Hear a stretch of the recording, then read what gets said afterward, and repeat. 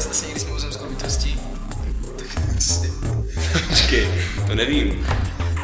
Mi to neřekl. Takže nevím. Zažil jste někdy setkání třetího druhu? Třetího druhu. To je, že na mě mluví? To je, že na mě mluví, ne? Nebo že ho vidím?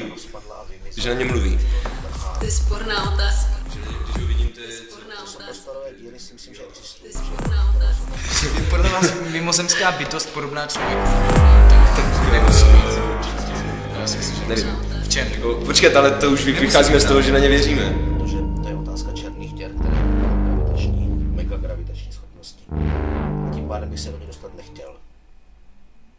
To je sporná otázka. Já nakonec světa nevěřím, protože cítím, že vesmíru pravděpodobně, protože teorie je neustále nové. Věřím něco, věřím Ferenci. V čem? Myslím, že se něco přesuní. Co se přesuní? Něco. To jsem říkal. Aha, jakože... Umřem a Vzpomínáš pak na si životy. vzpomenou všechny životy a A to přesuní se vidíš do hodně, jiného. to vidíš hodně. Já si myslím, že no hej, já vlastně dělám nevěřím, ale doufám. Říká se, že děti nemusí spočít. Že děti 17 let mají často zvažovat. Něco podobně. Může víc. 3, 6, 9.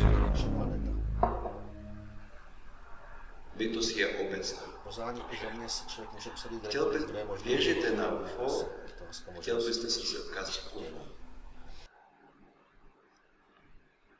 Já nevím, co je